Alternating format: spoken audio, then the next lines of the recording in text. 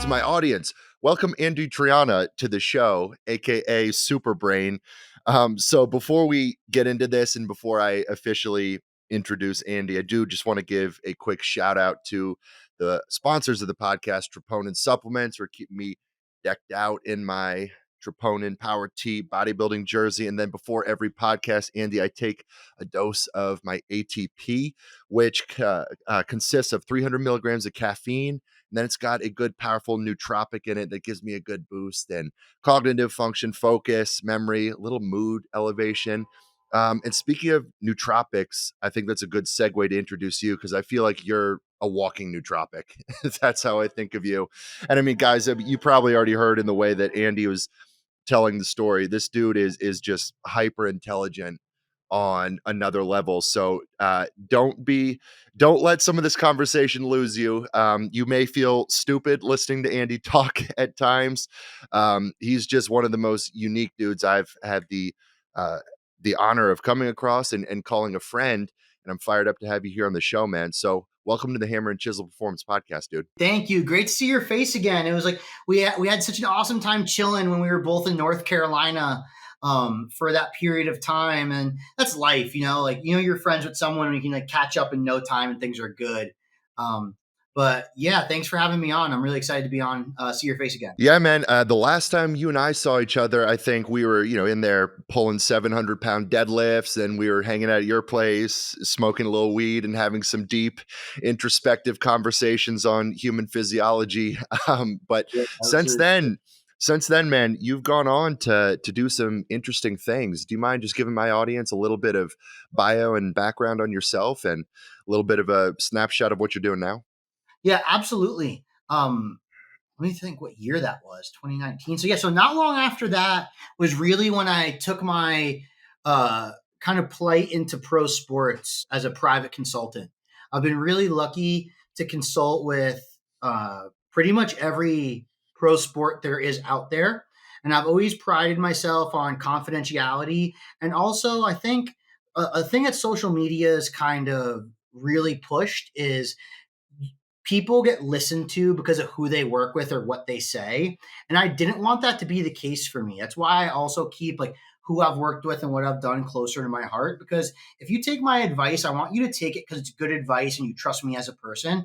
I don't want to leverage, a couple multi-million-dollar names that I've spent a lot of time with and be like, oh, X, Y, and Z's coach said this, so I'm going to do it, And I think that's been my massive plight in social media, even though I have been pretty much as absent as humanly possible. But I've had a really fun time consulting in pro sports, although it's starting to come a little bit to an end because I really want to take my knowledge to help people. I have 4 startups that are going to, I'm going to release my nonprofit to the world actually in a week, first week of July. I have a nonprofit for autism spectrum disorder that's entirely predicated on neurobiology and how to enhance cognitive development. And our kind of motto there for the nonprofit is we're going to take what you have and add to it. Not to get too off on it, but let's say you go to a ropes course or a campsite. Most of the things that they do are vaguely random. Funny enough, a lot of people's training, right? And as you know me personally, my big plight has always been do something with a purpose for today and tomorrow. And that's our plight with the neurobiology. I've developed a patent in amino acid optimization, and I have a couple other cool companies that I've spent my time developing in the last 2 years.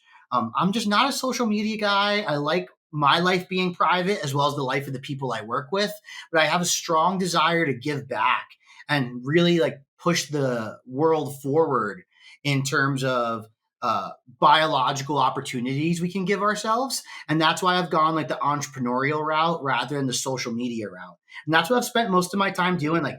Super nerd shit, as you can kind of get the gist on. No, I think that's a really cool perspective that you've taken and shows just a lot of integrity. And it's hard for somebody to do that who's trying to be an entrepreneur. And what I'm talking about is not leveraging the big names of clients that you're working with. Because I mean, let's be honest, what's going to catapult a business like dropping some big time names, whether they're pro athletes or big name CEOs or whatever. And I know you work with some very prominent individuals, but you're not trying to grow your brand off of the names of other people. You're just trying to grow your brand off of the information and the message that you're spreading. And I think that's awesome. Uh, but you know, I'm trying to think of, has it been difficult to have success pursuing things with that mindset? Has it been slow growth, or has word of mouth and references allowed you to flourish and excel in business? Actually, not at all. It was almost too fast because you've been in pro sports, loose lips sink ships. And I think that's one of the reasons most social media people, because I still do public consults. I talk to a lot of people that have a couple 100,000 followers, but only have like 15 or 20 clients. I think it's transfer of what you do. Again, just like sports. When you're in pro sports, the best way to get fired is to leak someone's information that doesn't want it leaked. You lose their trust. Then the business that they're associated with loses trust in you. So I think the reason I've been able to proliferate my professional sports consultancy so quickly over the course, since we were in North Carolina in 2019, was because the athletes trust me because they're not worried about, man, if I tell Andy this, is he going to put it all over social media? Where that's what Yeah. most people do. So then they're willing to be more open and honest with me. They take my information with more than a grain of salt because they're not just being like, oh, he's just saying this because of his social media business. And then they're more likely to refer me to their friends and like other pro athletes. Like it's a small world, as you know. So I think it's actually been the opposite effect. Like I almost grew so quickly that's also what got me into the entrepreneurial route because I was like, man, I want some stability. Like, dude, I've been to like Saudi Arabia. I've been to all these places where it's like, not that it wasn't cool, but I'm not trying to do that anymore. You know what I mean? And like, I think people vastly underestimate the value of human approaches to things. They're putting the horse before the cart. If I get 1 million followers, everyone's going to want to work with me. And it's only like the average Joes that want to work with people that have 1 million followers. Like, it's funny, if you ask in the right circles, people know who I am really quick. And that's, I think, a good sign of anyone's business, right?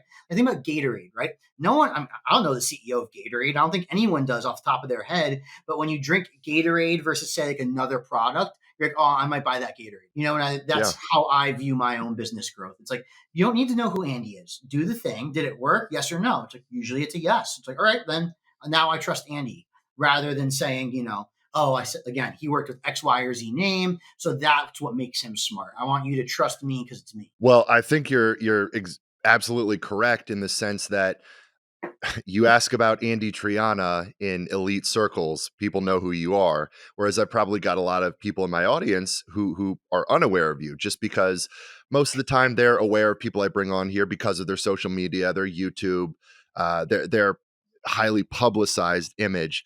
But I've had a number of guests on here, and randomly your name comes up, right? Whether it was with Mark Bell or Joe Sullivan or just some of the, elite guys that I've had on, everybody knows Andy Triana, which fires me up because I think your brain is just so unique and has so much to offer. Which is why I wanted to get you on the podcast here and just share some of your thoughts with my audience. Let me ask you this, man. Where did the name SuperBrain come from? It just kind of came up one day. So when I started that pro sports era, for the people who've been knowing me for a while, I mean, you probably remember, I stopped the performance vibe as a Yeah. public business. It shifted completely to private consultancy. And, I'm just an altruistic person. I like helping people. I was like, I can't, if I have these pro athletes doing the performance vibe, I can't also therefore do social media with that same company. So Go SuperBrain is a trademark that I own.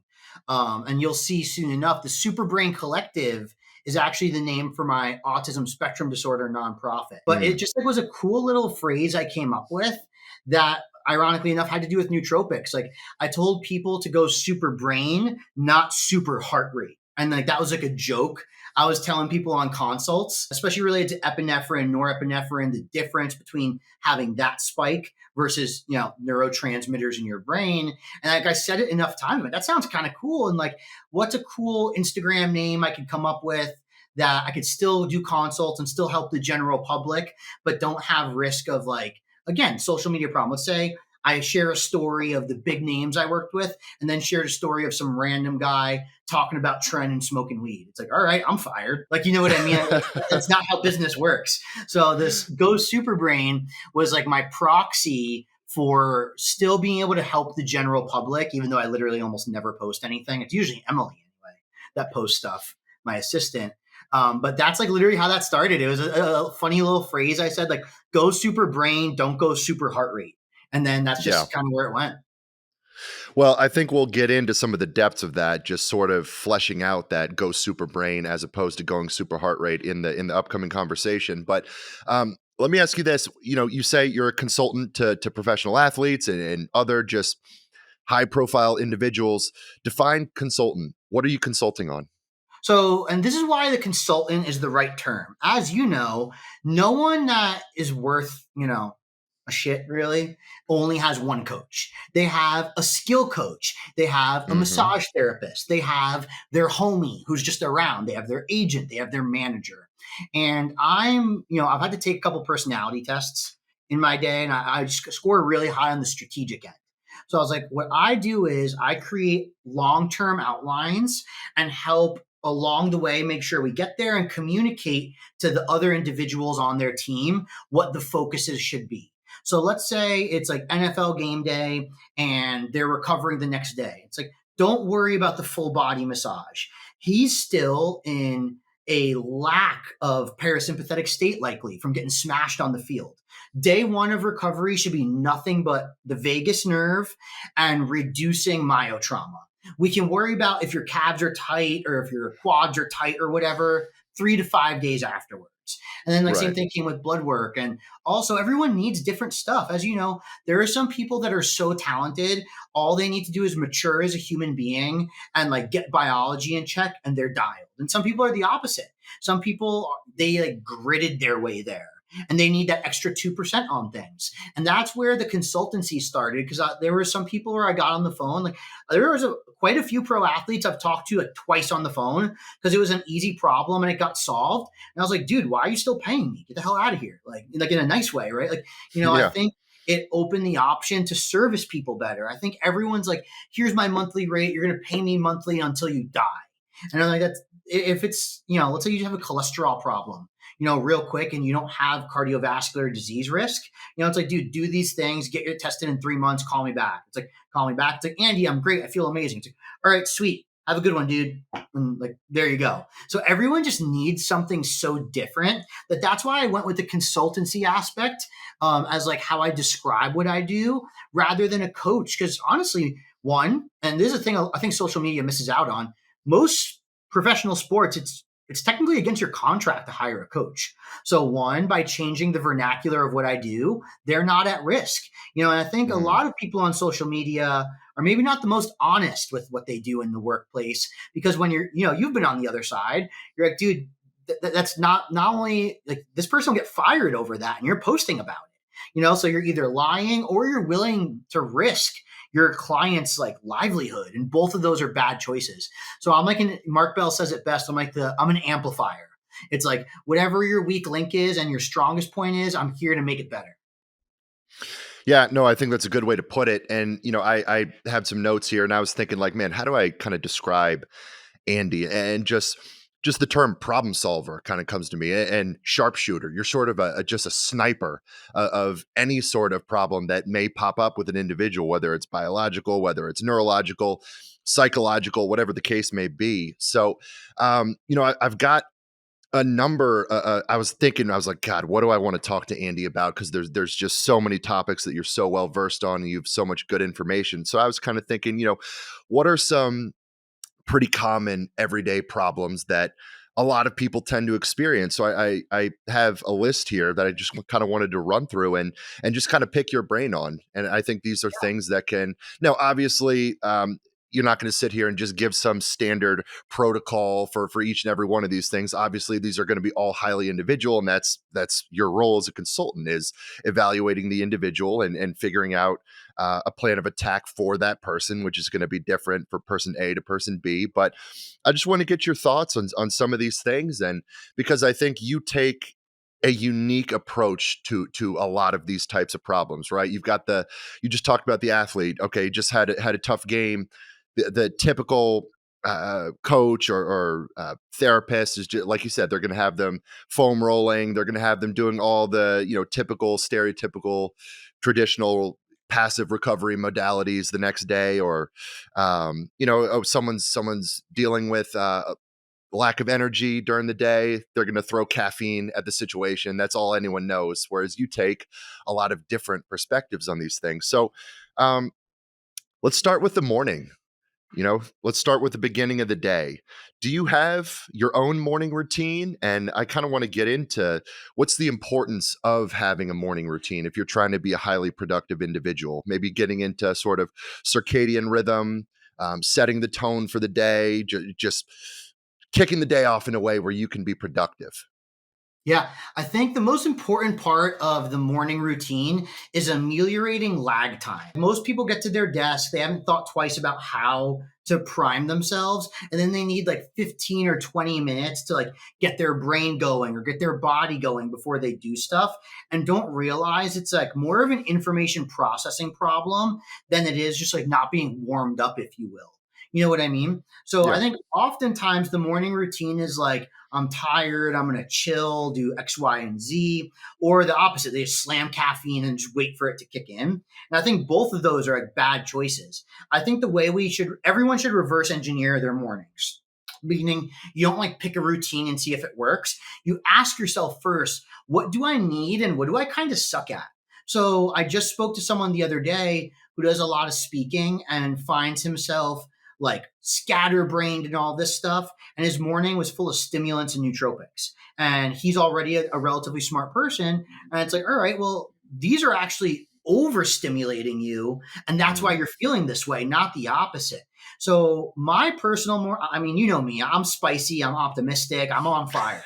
You know what I mean? So Yeah. my morning routine is really like spiritual and really mindful in nature because I'm just like fired up and ready to do stuff 99% of the time. So I found myself, if I like went and did something stimulating, let's say I did like 10 sets of broad jumps uphill. I love uphill broad jumps.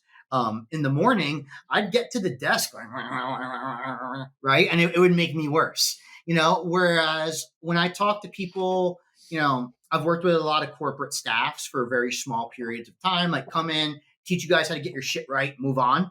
A lot of these people were doing that wake up, drink a coffee slow, walk my dog. And not that that's not mindful and it's not helpful, but it's like if you're already going slow and you do slow things, you're not going to go rip a deadlift PR or be ready for your first phone call. And that's why people have this lag time.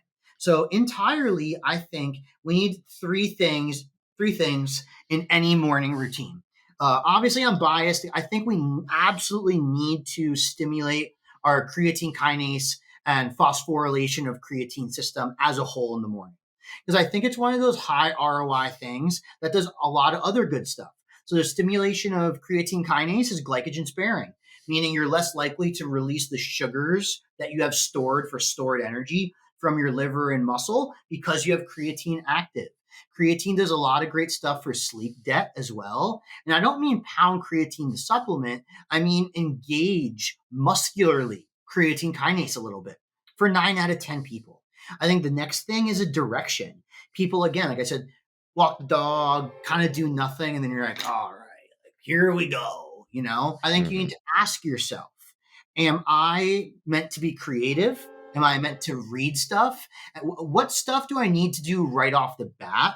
And try to get yourself into that flow state prior. So let's say you're a lawyer. It's probably a good idea to read something like the Bible because even if it's 5 or 10 minutes, it's similar in that it's harder to read than a random Apple News article, just like a lot of legal stuff. So you're going to have to start reading slower and get other things in your head as far as processing words that might not quite make sense, not quite see what this person's saying. And then, even if it's 5 minutes, I find something like that, you know, not that like everyone needs to be religious, but it's just a great example of how you could prime yourself for that type of job. Let's say you did the opposite. You just read like some random thing in the New York Times. Not that the New York Times is crap, but odds are if you're a lawyer, you have a really high reading level. So something in the New York Times is going to be simple. You didn't do anything cognitively upstairs. Speaking articulately is a product of your speech production area, we'll call it, as well as your understanding area. It's a balancing act. If you're thinking too fast and your mouth is not prepared to phonetically say the words, you're going to mess it up. And vice versa. If your mouth is not prepared to phonetically speak and your brain is, it's also going to go wrong. And that's kind of like what I said to that guy I talked to, where it's like, smart guy, overstimulated, bad speaking. I Yeah. think people are just randomly doing shit and then taking drugs. I think supplements and drugs are getting a little too prolific in our industry at the moment, and people are losing out on themselves. Like they're taking a couple pills and waiting for it to do the work for them. Where it's like, there was a lot of wonderful innovation from the 1920s to the 1950s in science, and none of these people were taking these peptides and doing these drugs. But think about it today. How many people are using performance enhancing drugs? They've been largely unaltered since 1930s. Like they're Yeah. going on 100 years and they're still pretty much exactly the same. So I think the emphasis on lacking a target is most people's AM and PM problems. Like, why can't you relax? You left a stressful day at work and just sat on the couch and expected your brain to know what to do. Yeah. No, that's a good point. And just while I still have it fresh on my mind, you touched on getting doing a little bit of creatine based exercise. Can you give some examples of what that might look like for the typical individual? Yeah, I think especially for the typical individual, something inertia based. So where like you have to rip it down fast and control it and go up. Classic one is depth jumps. Depth jumps are kind of hard for most people. But I'm a huge fan of what I call fake tosses. Like let's say normally, the rotational slam I saw has become really popular in the last few years. It's something I've been doing for a really, really long time. Yeah. Great.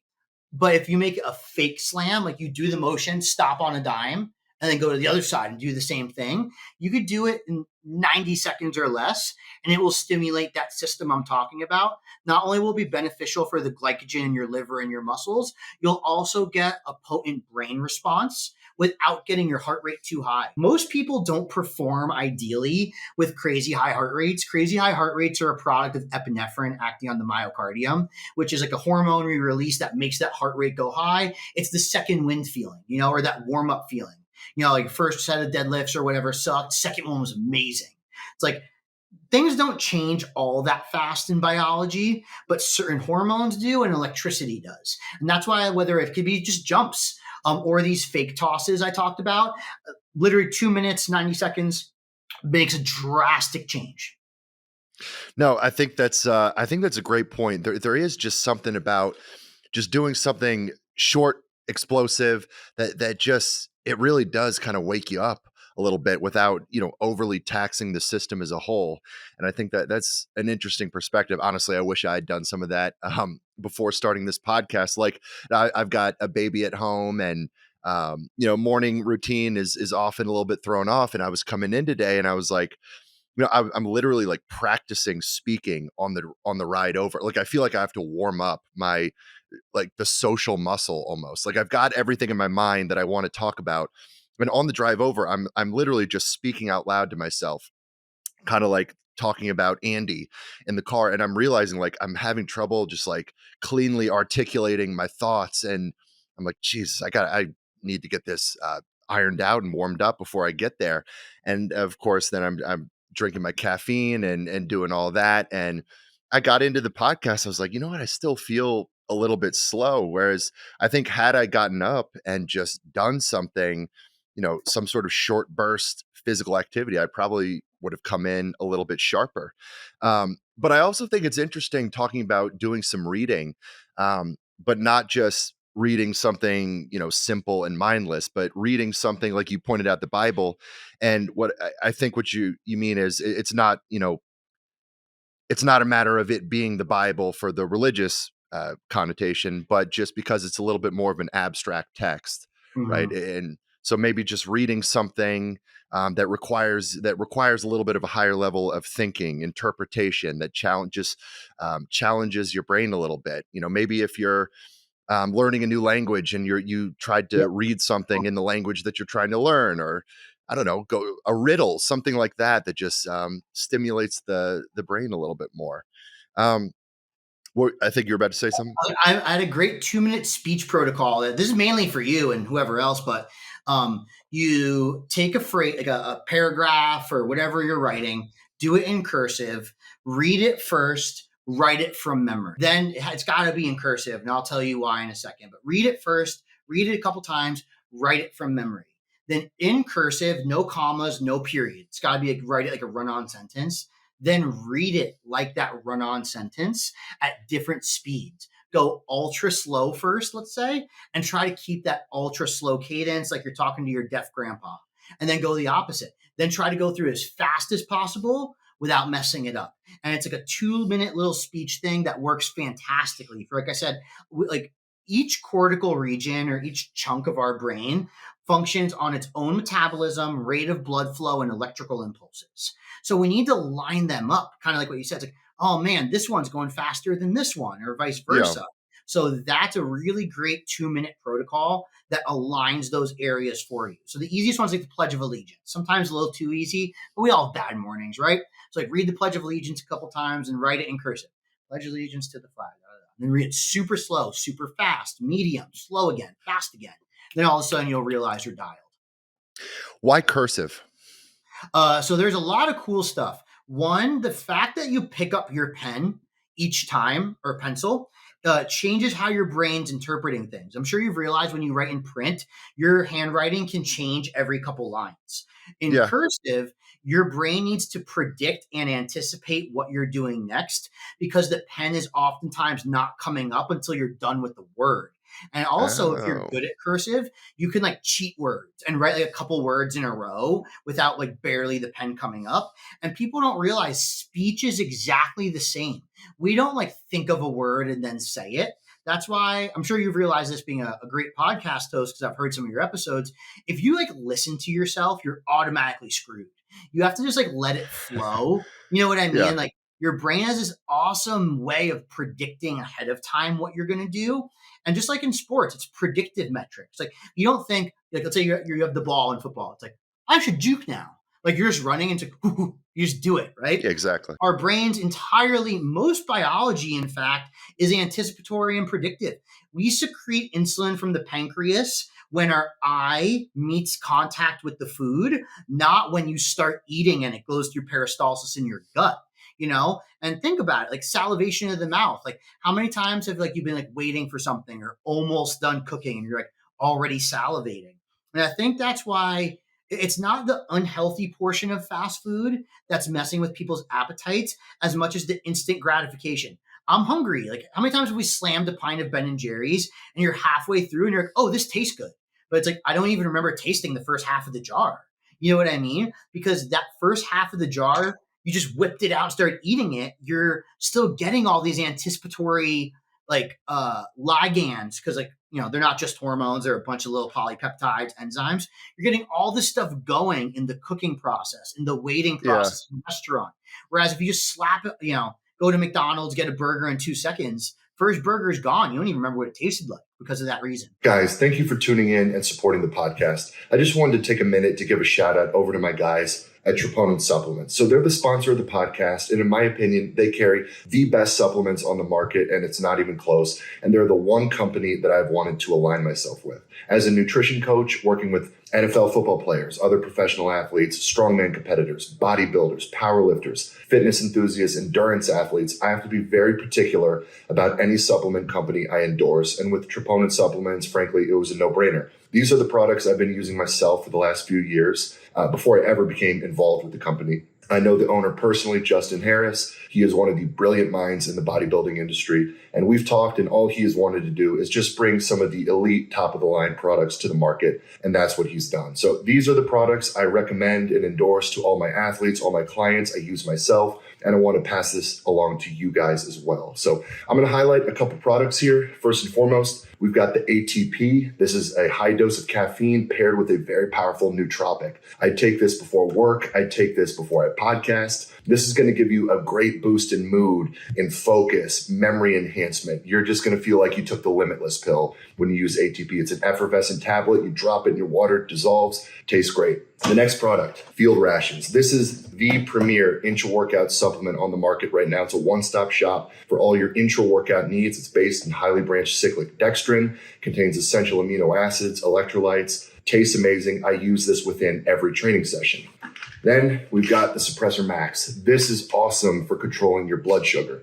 It's got a high dose of berberine, but then has complementary ingredients that are going to keep the berberine bioavailable and stay in your system longer. This is the best blood sugar product on the market. If you're bulking, if you're eating a ton of food, if you're using a cheat meal, this is a great product for you. And then finally, I love this one. I've always had sleep issues. Hit the Rack. This is one of the best sleep products I've ever tried. I use it about 30 minutes before bed most nights, and this has been the one supplement that has actually helped me fall asleep and stay asleep. And then, of course, we got the Troponin T logo bodybuilding jersey and the hat. We've got great apparel on the site. So guys, check out Troponin supplements. You can find the link in the show notes, in the bio, or you can simply just Google Troponin supplements. Use code HECK, capital HECK, at checkout for a discount. Check them out, guys. These are some of the best products on the market. You know, this is going to be a little bit of a tangent, but you made me think of it just sort of with that, the anticipatory signaling, right? The visual feedback sort of triggering that cascade. So I have this thing where, you know, I drive a lot, and I'm always hydrating. I drink like 2 gallons of water a day. And I found myself on a drive recently where I'm like, oh boy, I've got to pee really bad. And I'm like, all right, I've got about 15 minutes until the stop. And I'm like, okay, I can make this. And as soon as I start taking the exit and I visually see the place where the gas station where I know I'm going to stop to pee, all of a sudden I can't, like, I almost peed my pants right then and there. And it was literally the visual feedback of seeing, okay, there's the bathroom. It like 10x'd my need to pee. What is that? It's that same thing. Yeah. You probably heard the phrase from like your mom or something when you were a kid, like you eat with your eyes. You know what I mean? Yeah. It's targeting, and one of the big things in my nonprofit for autism spectrum disorder is vision. In fact, like most, if not close to all members of the autism spectrum disorder community, fail what we call an anti-saccade test, which is targeting one thing and ignoring another visual stimuli. I mean, our eyes are by far our most advanced sense. So when we target something, you're already, I mean, think about lifting. The best part of lifting is like, you know, you're going to hit that PR sometimes before you're even done warming up. You're, oh man, it's going down. And sometimes the Yeah. opposite, like warm ups are flying. I'm just not going to hit this lift today. I don't know why I feel like I'm not going to hit it, but I do. You know, it's anticipation and predictive metrics are our most evolved parts of biology. And that's what it is. It's like, it's in fact, if we look at it, you know, I'm painfully optimistic. It's a good thing. It's like your body is like, John, we're not going into sepsis. I am not letting this bladder pop. So once you see that gas station, it's forcing you to stop. The same way I talk to a lot of athletes in postseason mode where it's like, dude, I was killing it in the regular season. All of a sudden, postseason starts, I get shaky. I was drenched in sweat. And I was like aggressive and like mean to my girl for no reason. What is that? You know, and most people and coaches and even typical sports psychologists will be like, calm yourself down or practice how you play or whatever bullshit, right? And it's Yeah. all wrong. You know, you've been incredibly successful in sports and in life, and it's actually a better idea to go with that like rush than to fight it. You just need to be balanced enough to do it, but it's really your body going to bat for you. It's like, yo, it's postseason. Like, look, I'm going to double up on norepinephrine. I'm not going to secrete less. You know, my favorite book of all time is Allostasis, Homeostasis, and the Cost of Physiological Adaptation by Jay Shulkin, published by the Oxford Press. And up to 72 hours prior to an event we're emotionally attached to, we could have peptidic and enzymatic changes in the liver, kidneys, brain, and muscles. Interesting. Now, I mean, this is super interesting to me. And I mean, these are the things that I really wanted to get you on here to talk about, because I don't think people think about a lot of this stuff in these terms. But before we get off morning routine, I just wanted a couple more questions. Do you see value in sunlight exposure early in the morning? Totally, especially for those who struggle. Like we're, I was at a party with my friends not too long ago for a bachelor party, and I made the joke like, death really starts in the womb. We're a forward moving chemical reaction, right? Like it sounds nihilistic, but it's an important thing to remember, right? If you're struggling to sleep and you're starting your sleep routine at 7 p.m., it's like, what about everything else you did prior? Sunlight is not just great for energy, it allows our pons, PONS is the part of our brain that auto regulates sleep. I'm sure by now everyone's realized you don't sleep 8 hours a night. We don't sleep the same every single night. Our pons takes in information based on what's going on during the day and determines that night's sleep needs. And that night's sleep goes into the next morning and so on and so forth. So getting sunlight in the morning gives your pons like a countdown, which is the most important, onto what time you should go to bed that day. Got it. And one thing that I've started doing in the last year that it just works for me for whatever reason is the first thing I do getting out of bed. If it's a day where I need to be really productive, especially if it's an early morning, I instantly get into an ice cold shower. So I wake up, I just turn the shower as cold as possible. I work up the courage to get in. There's like a 1 minute little battle in my mind. I get in, just 60 seconds under the water. I get out. And just that shock of cold, for whatever reason, it just wakes me up like nothing else. And then that feeling of sort of warming up from the inside out. And I don't put on a sweatshirt or try to heat myself up externally right away. I sort of stay in my underwear, just walk around, let myself warm up internally. There's just something that's so energizing. I feel so locked in, and I just get this instant uplifting in mood. Physiologically speaking, is there merit to that? Have you had any experience with morning cold plunge? I don't need it. Like I really pretty much always wake up on fire, to be honest. But, I just and I've been like that since I was a kid. I wake up on fire, but it's a blood norepinephrine response that's mainly doing that. So I think people overhype dopamine quite often. Dopamines are anticipatory catecholamine. It's like a huge molecule, like it's broken down into other molecules, and it's really what's making you feel that is the cardiovascular and shiver response in the muscles triggers blood norepinephrine with low levels of myocardial epinephrine. And I know I got super nerdy real fast there. I'll backtrack real quick. It's an 80-20 rule. In our blood, it's mostly epinephrine. That's our adrenaline, our catecholamines, mostly epinephrine acting on the heart. 80% of it as a hormone in the blood, 20% of the hormone in your blood is norepinephrine. Blood norepinephrine is really cool. It's why stimulants got hyped as fat burners. It does a lot of cool things for a lot of cool parts of your body. The cold temperature response allows us to get a little more blood norepi with a little less epinephrine than normal. So it'd be similar as if you went for like a quick, like I'm a big fan of microdosed exercise for a general population. You don't need to go run for an hour. Go run for 8 minutes. It takes 8 minutes to get a nice little beta oxidative and neurological response without really depleting your body of substrate or energy. So it's like, how do you want to get your blood norepinephrine is like the question you should ask for the morning. The nice thing about environmental physiology is that there's little muscular problems and you already take such good care of your body. And obviously, the bigger you are, the more food you need to eat. So it'd be a real inconvenience to your life to go for a run in the mornings. But you can get that same blood norepi response from the cold. The downside is we don't gain long-term adaptation from these exposures unless it's Mm, years. So it's as long as you're cool with it just being like part of your morning routine, wake like sensitize yourself to the world and stimulants. Because obviously it feels different, right? If you had a coffee or caffeine and you don't do that cold shower, it doesn't work as good. I'm sure you've noticed. correct. So, And that's what that is. would there be some options that you said, okay, the cold exposure in the morning, okay, it's just this acute short-term response. It's not providing, necessarily long-term benefit. Would there be other modalities of harnessing that effect, where there would be long-term adaptation? Yeah, I think, and you will get adaptation if you make it years, which is kind of weird, but not much in between. Like if you did that for the next 5 years, you'd get some cool epigenetic and transcription based changes, but it's not going to happen in like an 8 months type of thing. Right. I'm a big fan of the world's slowest 8 minute jog.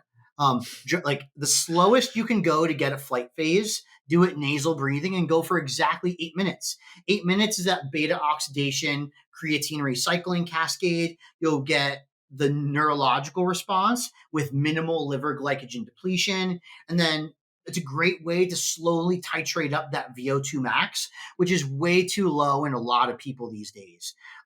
It's funny. I feel partly responsible for low intensity PBO work becoming so prominent, but I think people have taken it too far in that like it's like either lifting or PBO work or nothing. And like there are no absolutes in biology. Everything has a place. So I think a lot of people feel crappy just because their VO2 maxes are super low. They have no abilities to like use energy in short-term motions. They can only use energy if they take Anadrol and nootropics and this and go to the gym, you know? And I think it's a lot of reason why people feel like they don't get leaner on non-training days, or they eat less calories on a non-training day and wake up heavier the next morning. That's why you're not using substrate the same. I mean, you're kind of on a similar track nutritionally. I don't think calories are by any means the most important variable. Well, we'll table that because I would like to get more into that, into the nutrition component of things.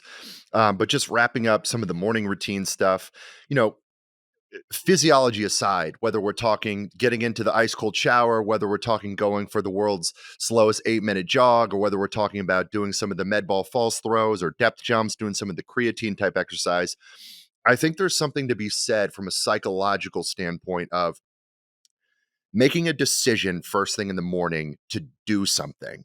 You've okay, whether it's getting in the cold shower. I don't want to get in the cold shower. This is going to be uncomfortable for me, but I know that this is something that is going to aid in my productivity for the day. But just kicking off my morning by making a decision to do a hard thing, I think there's value in that, at least for me. Just it kind of sets the stage in terms of mindset. Like, okay, I already checked off a win for the day. I didn't just wake up and just lazily go pour a cup of coffee and do nothing.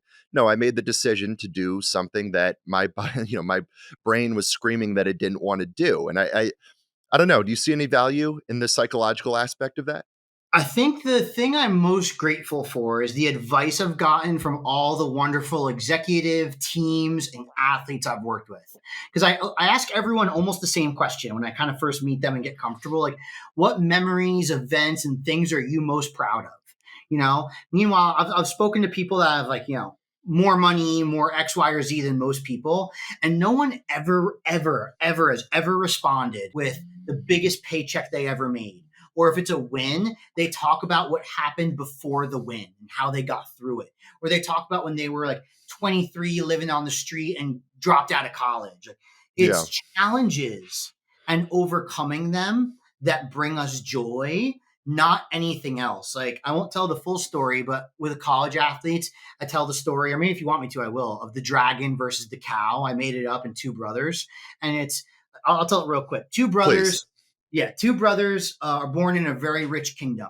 And their father tells each of them that they must set out and prove their worth as a knight. One brother, who's on the lazier side, sets out to slay a cow. So they both go through training, and the other one sets out to slay a dragon. The brother who sets out to slay a cow lacks daisical training, doesn't think it's fun, doesn't get anything out of it. We'll even say he's even got a little anxiety, depression, let's say. And goes out, walks out one day. Obviously, it's pretty easy to kill a cow, especially if you have a weapon. Like kills the cow, and then comes back. No one cheers for him. No one's happy for him, and he doesn't feel satisfied and spirals out, let's say. The other brother has to wait longer, train longer and harder, and along that way embellishes the process. He goes on, sets out to slay the dragon, and he dies. And everyone, in fact, even though he failed his mission, everyone cheers for him and talks about him and holds him in like a noble setting. And we'll even take the king makes him like the favored son. And you right off the bat, you might be asking, why is that? But we never feel good picking a stupid little bullshit goal and then accomplishing it. You get nothing out of it. We are hardwired to overcome challenges. Now, I'll even make the argument that's due to our predictive nature. There's no dopamine, there's no cool hormones secreted. If you walk up to a cow with a sword and stab it, because your brain's like, dude, it's a friggin' cow. You have a sword. Like, it's going to be like, it'll take 35 seconds. You know what I mean?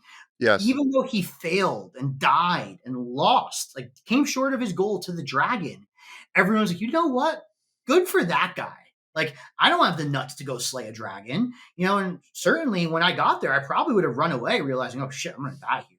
You know what I mean? Like, Yeah. right?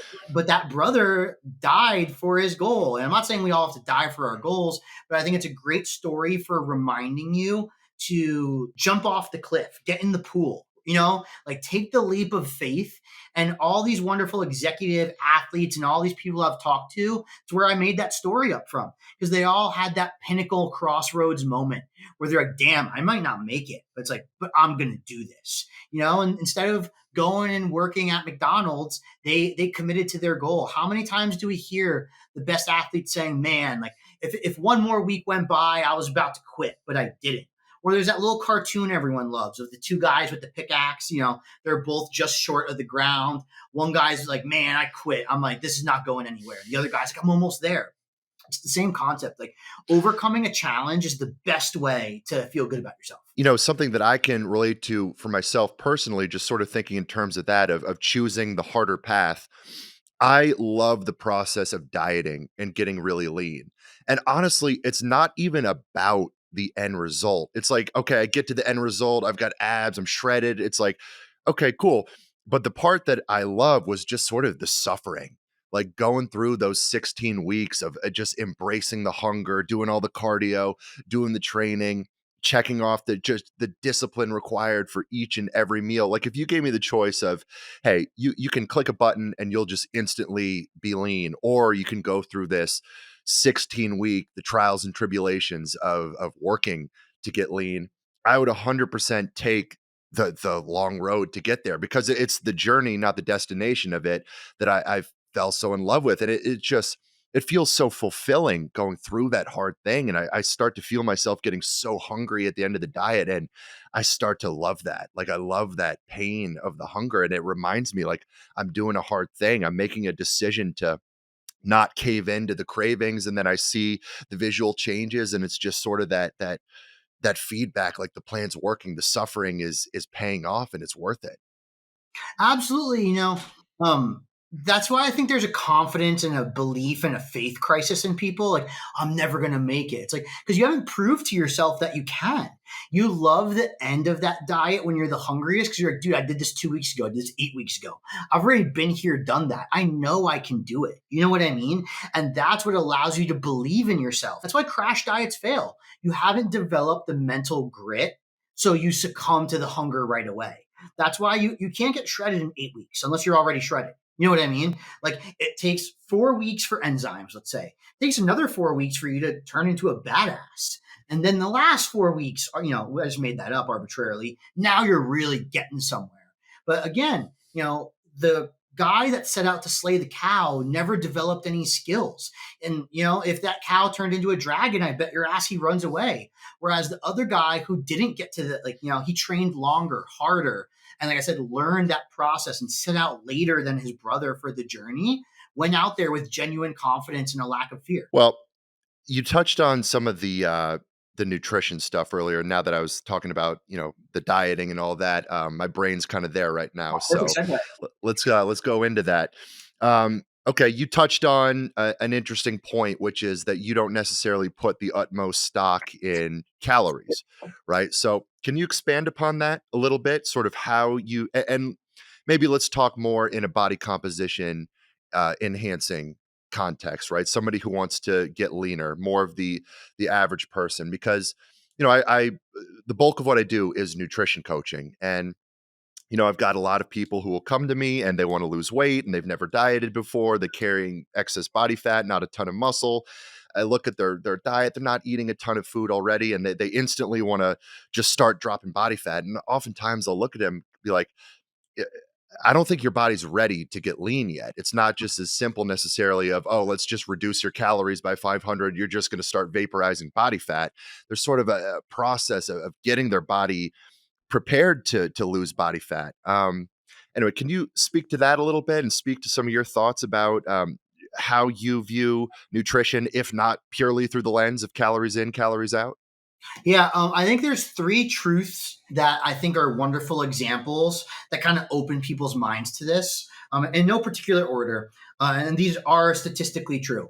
The majority of truly obese people actually eat below their mathematical caloric requirements each Yeah, day, but they still gain body fat. The second being you can fast or follow a ketogenic or nitrogen depleted style diet and our body is muscle sparing relatively often.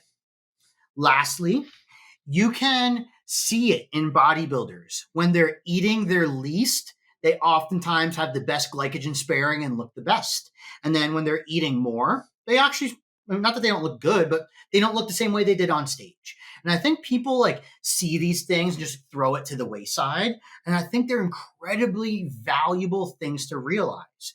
How can an obese person still get fatter if they're below the calories? How can I be on a keto diet or on a bodybuilding style diet and look better muscular definition wise, even though I'm getting in less than what I need? I've mentioned glycogen sparing a couple times.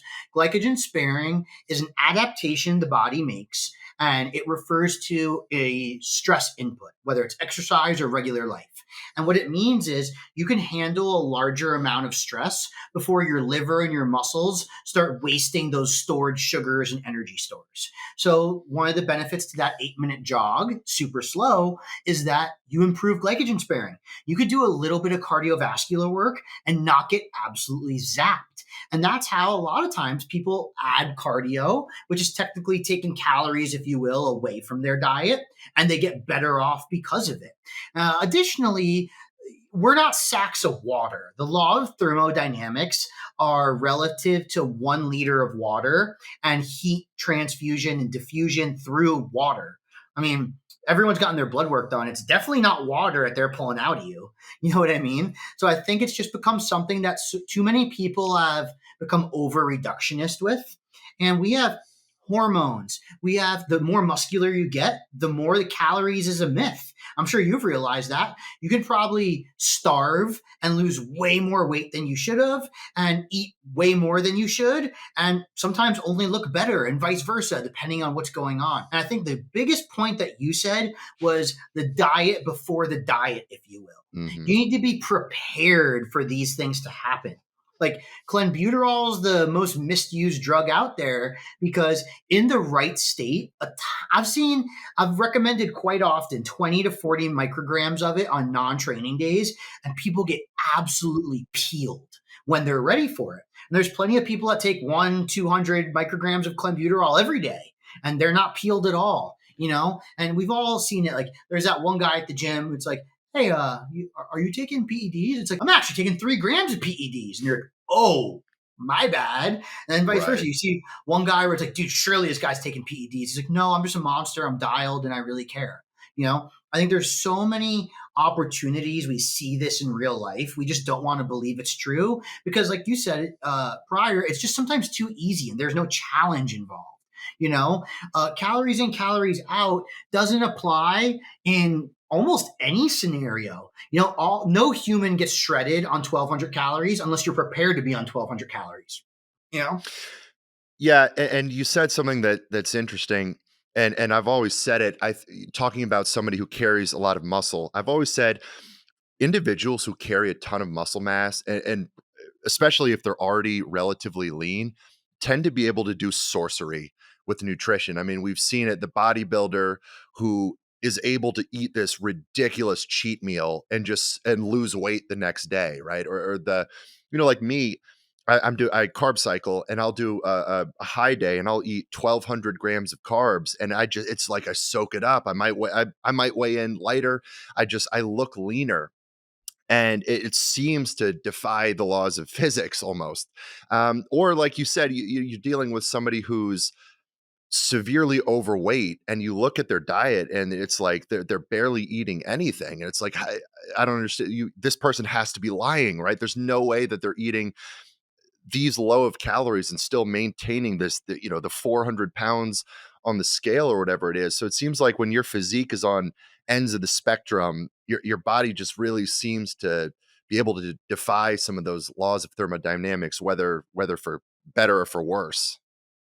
Yeah, it's epigenetics. So epigenetics is the plastic, non-heritable, changeable part of our genes, which a lot of really cool research has shown at least 75 to 80% of our genes are changeable based on our day-to-day decisions. And epigenetics describes they're called transcription factors, basically non-dietary amino acids that are chemical signalers. What I tell them, it's changing the employee handbook, if you will, like for your cells, wherever it might be. The employee handbook says we gain fat no matter what. You give someone like a cardarine, a mitochondrial signaling peptide, like a MOTS-C or something.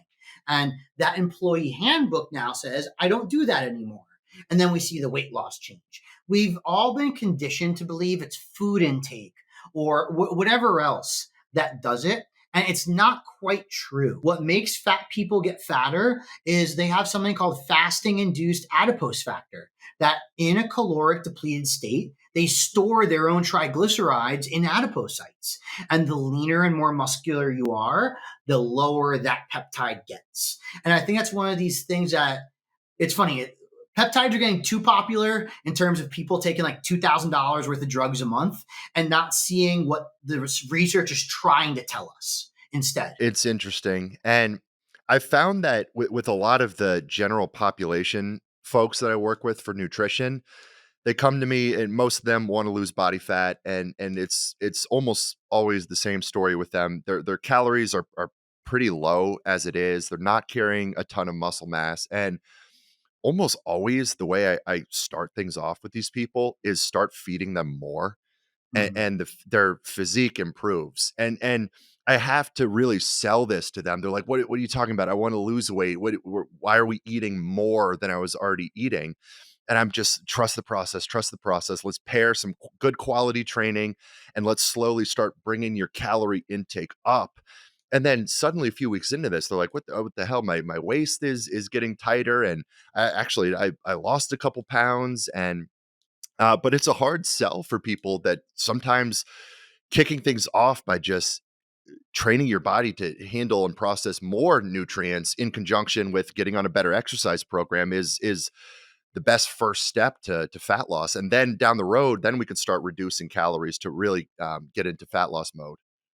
Yeah, more than a couple years ago, probably like a decade ago now, they did some awesome studies on ketogenic cyclists that were going through and they were eating more than 1,000 calories beyond what they needed for their body weight mathematically. And they were going through like upwards of 30 grams of fat an hour.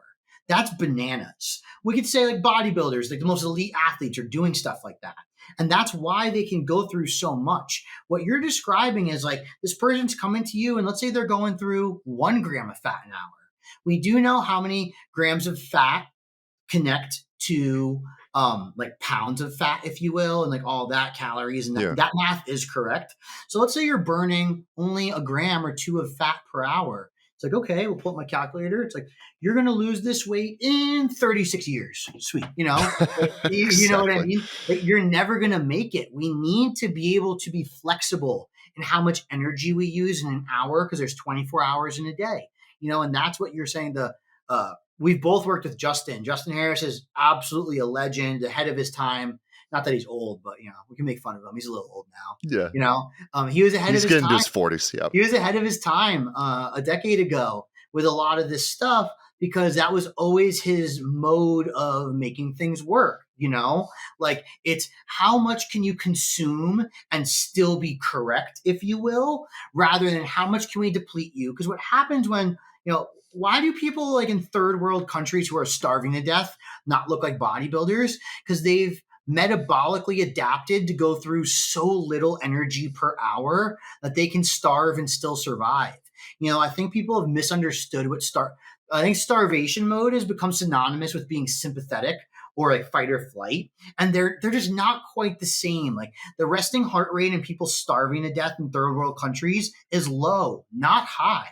You know what I mean? And that's Yeah. the difference. Like you're in starvation mode, you're like because of you're in fight or flight mode to the zenith level. You're not in starvation mode in the sense that you're actually starving to death. You know what I mean? Right. Or near death. And those are vast differences. And let's say take someone from a third world country and you feed them too much, they get diarrhea. Like they get sick. Like you know what I mean? Yeah. It's the more food you can eat and be healthy is the best thing. I always tell people who are in Gen Pop, your goal is by 40, you need to be able to eat at least 500 calories above what the calculator says you can to not get fat in your 50s and 60s. Something that Justin Harris would always said, going back to him, that I totally agree with, and I really kind of adopted this mindset years ago, was like when he was dealing with a bodybuilder off season, let's say, you think, okay, off season, this is all about building muscle, and he would say, yeah, of course we want to build some muscle, but really the off season is about turning you into a food processing machine. Like Mm-hmm. regardless of how many actual pounds of contractile tissue we add over the course of these several months, what we really want to do is just increase your ability to handle more and more and more calories without getting fat. And by turning yourself into that food processing machine, now suddenly you've set the stage to be able to do crazy things with the physique. Like right now, I'm dieting down and getting really lean. And on a medium carb day, I'm still eating 625 grams of carbs. And 5 years ago, I never could have done this. I'd be getting fat on 625 grams of carbs. But over the years, I've trained myself to be a food processing machine. And now it's like, if I want to get lean, like I'm dieting on tons and tons of food still. Yeah. So let's dive into that. Like, what's happening there? In my opinion, there's a lot of papers to defend this, even though people don't like to admit it.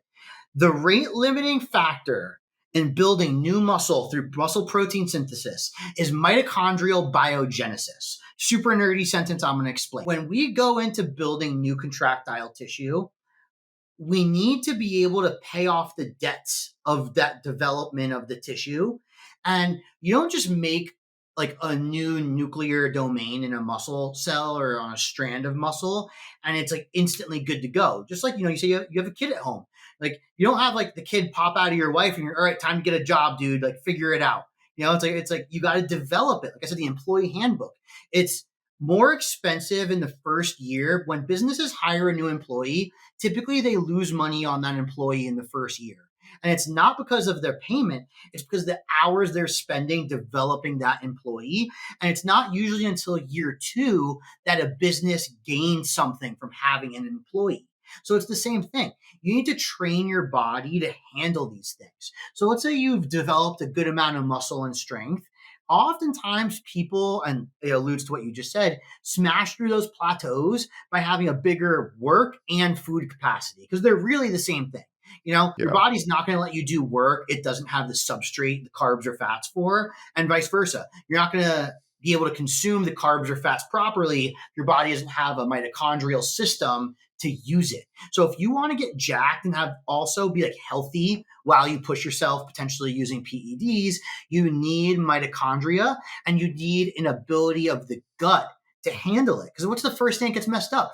Bodybuilder in prep, strength athlete in prep, pop a couple orals. First thing that happens, my resting heart rate's 120 and my stomach's messed up. It's like you're not going to build a lot of muscle that way. No, I couldn't agree more. And it's an interesting point going into the training side of things. Like, okay, looking at physique from a nutrition standpoint, I've just got the general mindset of become a better food processor, like increase your capacity to handle more and more nutrients. And from training, a thing that really solves a lot of problems is just improve your work capacity. Like get in better shape. If you're in really good shape, you've got a high work capacity, a good aerobic base, you're going to recover better. You're probably going to adapt to training better just by having that awesome base of just a higher work capacity and keeping that intact year round seems to solve a lot of problems no matter what realm or what adaptation you're seeking in training. I agree. I think those papers that were talking about like 20 working sets of muscle group per week or whatever, and like progressing it up over time, I think they were well done. But I think people like, A mentor in business told me a while ago, if there's 10 floors to the building, Andy, you have to learn something from every floor. You can't just jump to the 10th floor because you're smart. You have to Yeah. learn something every step along the way. And I think the problem with that perspective is our people are, all right, as long as I get 20 like work sets done, I'm going to get jacked. It's like, sure, maybe you took half the sets were bullshit. Then you took like 7 minutes rest between a couple sets. You didn't really do 20 working sets, right? Like, I think people overdo the volume train and underdo the quality train. Mm. Like, I've seen a lot of people that can't think they can do 20 sets, but can't do 3 or 4 legitimate sets with short rest. And I think that's what a work capacity is. Like, why is going for a hike hard? Because it's constant. If you went for like a quarter-mile hike, 8 minutes rest, quarter-mile hike, 8 minutes rest, it'd be so much easier. But that's can't really call that a hike. It's like going to the mall with your girl and going shopping. You know what I mean? Like, Yeah. going for a hike is difficult because you're increasing in elevation. You never stop. Your mitochondria, you to go from beta oxidation, the cleaving of a beta carbon off of a triglyceride and fatty acid, to break it down into smaller ones, which gets phospholipase does that next. And then you can get into oxidative phosphorylation in the electron transport chain. Those are the steps we need to go through to go from a fat to ATP. And then you need to be able to do that while you're exercising. Rest time is almost the most important thing in my mind when it comes to body composition, because during that rest time, did you completely lose out on arachidonic acid and all the cool chemical changes that come from training like a bodybuilder? Or did you keep it going during your rest? I think is a really important variable. And I think that's also what's causing people to go a little too heavy these days, on most of their stuff, because they're taking 8 minutes rest. And then it's like you're basically just doing set one over and over and over again. Yeah, and just one overarching point that you made there that I strongly agree with is just sort of the quality of your training is vastly important. It's not a matter of just going in and checking the box and just arbitrarily doing the work, which is, with myself doing a lot of remote coaching now, this is a big reason why I've shifted primarily to nutrition. Is I can write the best program ever on paper, but if you're not executing it with a high degree of quality,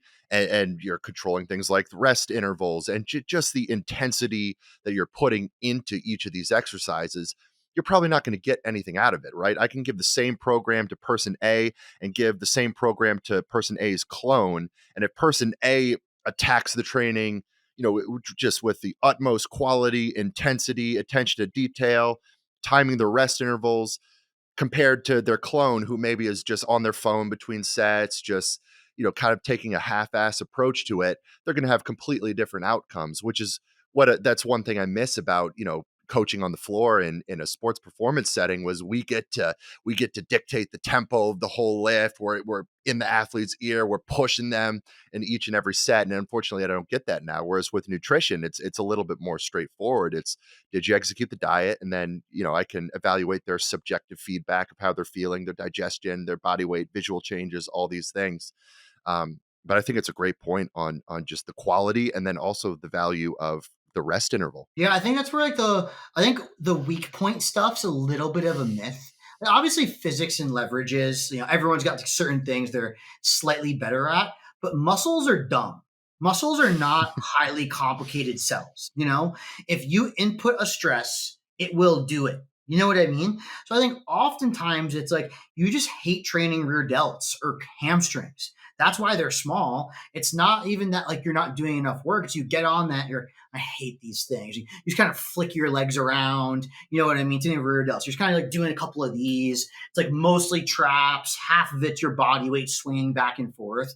But then when you see someone train something they think they're good at or they love, suddenly it's totally different. Suddenly they start doing bicep curls and they look like Arnold wearing the arm strap back in the day with tension, right? And its volition is so valuable. And I think, funny, going back to the dragon versus the cow story, if you don't pick something that causes you to grow as a person, you're forfeiting your growth in general. That's an interesting point. And, I've kind of wondered, is it a chicken or the egg type thing? You look at someone, look at their physique, and you can kind of evaluate what their best what their best muscle group is or whatever. And let's say it's someone just has a super crazy dense back. That person probably loves deadlifts and heavy rows and all those things. And maybe their quads are underdeveloped. And is it a matter of their back is super thick because they love the training that builds a super thick back? Or do they love that type of training because they're naturally predisposed to already being good at it? And that's why they fell in love with it? Yeah, I think it's a little bit of both to a degree. Because obviously, if you have super long legs, it's harder to get bigger quads. But I think mostly, like, it's not impossible either. And especially when it comes to how you choose to do things, I think people miss the boat. Oftentimes, we feel like we lack confidence and meaning when we choose a cow style goal. I only like, how come no one ever takes the client who wants to get lean for a vacation? Because it's a bullshit goal. Not that it's not a valid pursuit, it's that you don't want it bad enough to endure some difficulties, right? Why do you end up getting shredded? Because there's meaning behind it, and you're chasing something bigger than like an Instagram picture. If we're only chasing an Instagram picture, that guy told me I was fat, so I'm going to prove him wrong. It's very difficult to turn that into a pursuit of a dragon, and it's very easy to turn it into the pursuit of a cow. I think it's the problem with GLPs. Like, what's the most common question we get when people are to take a GLP is like, what do I do after? I think that's a huge problem. It's like, what do you mean? What do you do afterwards? Like, you don't know what you're going to do next? Like, and it's because you woke up one morning, looked yourself in the mirror, like, I'm fat. And you're like, what's the first thing I'm going to do? I'm going to take a GLP. You'll lose some weight. And then you're like, well, I'm not fat anymore. What do I do with my life? I think that's like the biggest problem. Like, we need to chase things that make us better people to feel joy and to find that meaningful life, not the other way around. No, I think if there's one take home message from this podcast, I think you just hit the nail on the head right there. Andy, I know your time is limited here, so I'm just going to hit you with one last question because I think this is something that plagues a lot of people, myself included. And um, it's a broad topic. We already touched on it a little bit with sort of setting the stage with the morning routine, circadian rhythm, sunlight exposure, all of that. But sleep, a lot of people have sleep issues, whether it's trouble falling asleep or they have trouble staying asleep, or they get 8 hours of sleep on the clock, but they wake up, they still feel miserable. What are some tips you might have for somebody improving their ability to fall asleep, and some tips for somebody to improve their sleep quality? I think the first thing people miss out on is, like I said, they finish work and they're like, nothingness.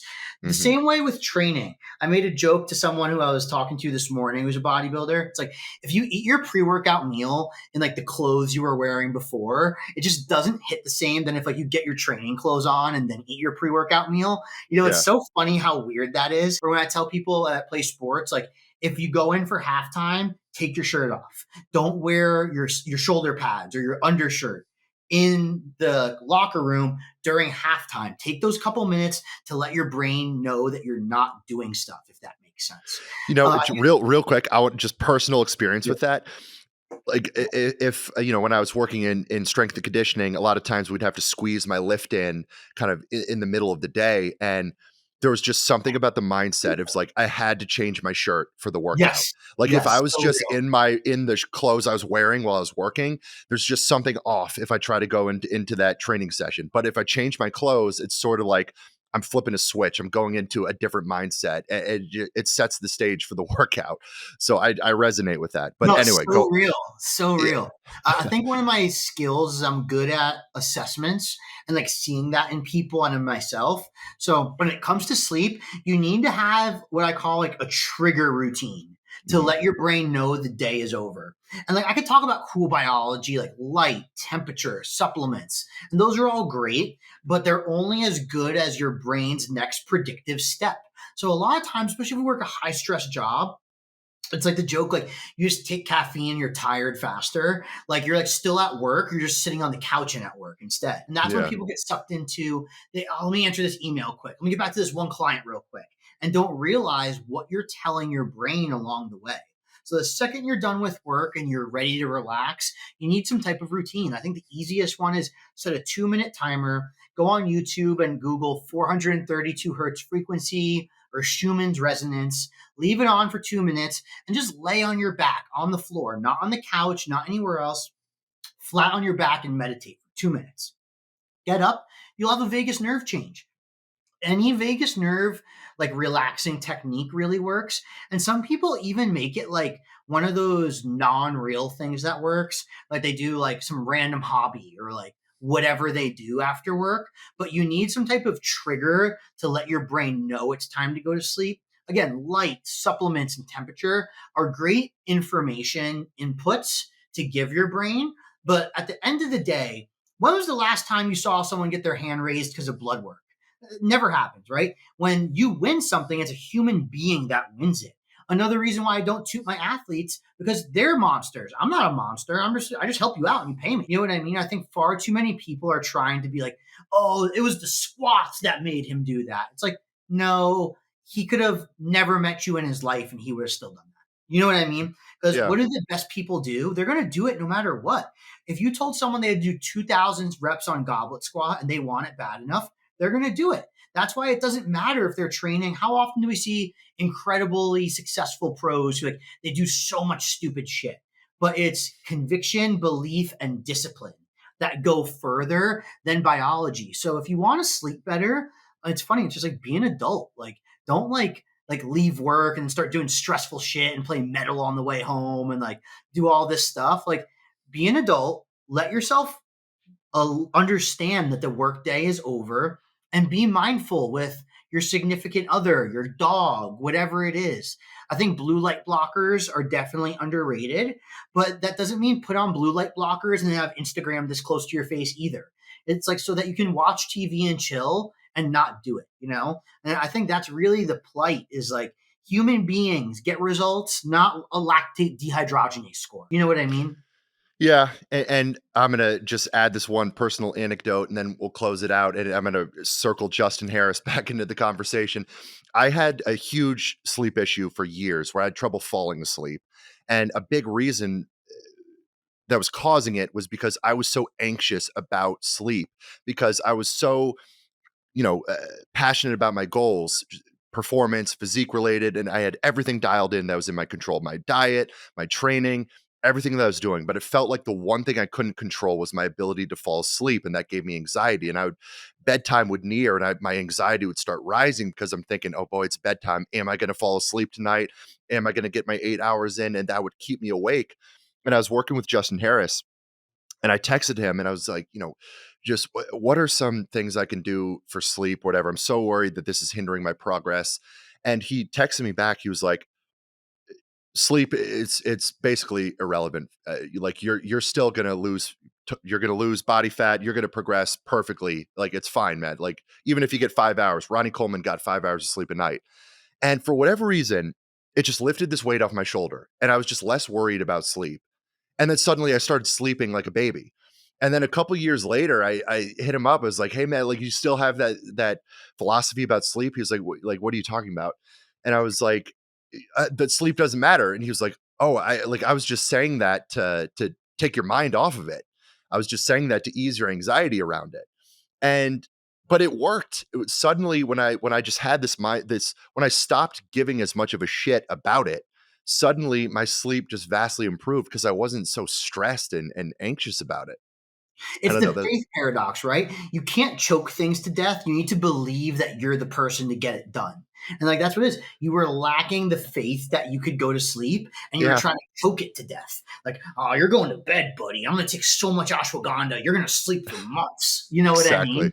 That's not That's how a life works, you know? I've talked to so many pro athletes where it's funny, like I have all these biological skills. I've talked to so many people about none of my biological skills and like cool shit I can do because half the times they already have that stuff. They just need someone who's not a yes man, who's not gaslighting and blowing smoke up their ass. And I was like, hey man, like, do you have genuine faith in yourself to do this? And has anyone ever talked to you about like the belief that you have, not confidence, the belief that you will get this done? They're a little different, right? It's like, and then all of a sudden they're like, wow, You know, like what you said, like, I'm gonna go to bed now, or like suddenly the Super Bowl doesn't seem so scary now. You know what Yeah. I mean? We see a lot of that in postseason sports because it's not just the culture. Like the New York Rangers fire someone every year. Like the Knicks just did the same thing. It's like, you know what I mean? Every year, it's like, if we don't win the championship, you're fired. It's like, and why do you think you're not winning championships? Like, because these people Yeah. are lose their job if they don't win a championship, you know? Or a guy's trying to get into the Hall of Fame. Like, man, if I don't get on a Super Bowl team, I'm never going to make it to the Hall of Fame. Like, and I'm sure that may or may not be true, but just by like letting that come into your life, like you can have that problem. Barry Sanders, right? Like dude's a legend, never won one. Yeah, the mind is so powerful with this stuff. And my dad, he's the offensive line coach for the Kansas City Chiefs, and they've won a number of Super Bowls here in the last few years. And he told me the story, the first Super Bowl that they were at, they were the underdogs in the game, and they had a famous coach come in and speak to the team the night before, and he brought a guy up and sort of gave this example of there was like a strip of tape across the floor, and he was like, just walk across this line of tape without falling off the edge. The guy executes the walk no problem. He was like, okay, now imagine the same thin walkway was 10,000 feet in the air. Now imagine how you would walk across that. You'd be walking, losing your balance and so unsure of every step. And he was like, you can't go into the Super Bowl as if you're walking across this thin strip 10,000 feet in the air. You got to just bring yourself back down to ground level. And it's the same walk. You have the skills and the ability to walk across this thin strip of tape without falling.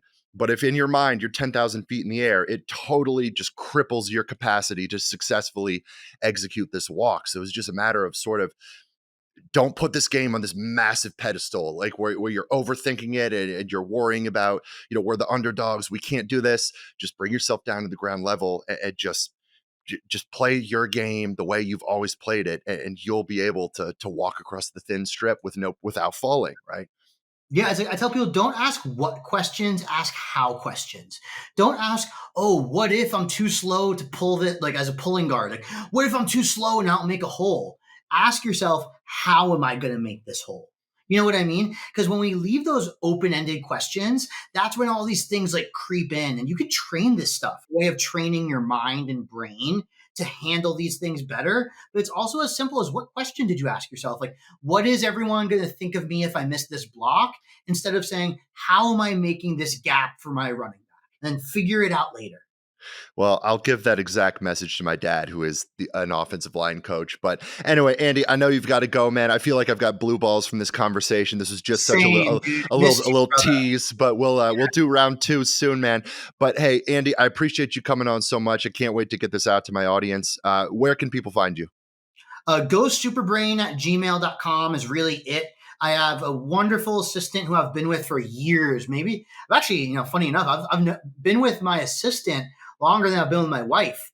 Like, not that it matters, but like she's got a lot of experience, like where there's been like some very important people where I have to like really trust this person to be confidential. Emily is the shit. Like, she will handle everything. I don't always answer my email or my Instagram. She really runs most of that. And that's kind of the only place to find me at the moment, to be quite honest. And I do go through some spells where you might have to wait, a month to maybe 3 months to get something on the books. But I do love helping people. So if you reach out, I'll try to help you the best I can. Well, shout out to Emily. She was the one that I coordinated with to set this all up. I'm sure she's mad at me for taking you over time. So anyway, I'm going to wrap this up. Guys, you know where to find me, hammerchiselperformance.com for my coaching services, ebooks, programs. You can follow me on Instagram. And of course, stay tuned for episodes of the Hammer and Chisel Performance Podcast, dropping every Tuesday on YouTube and Spotify. Andy, SuperBrain, thank you so much for coming on, man. My pleasure. Thank you, John. All right, brother.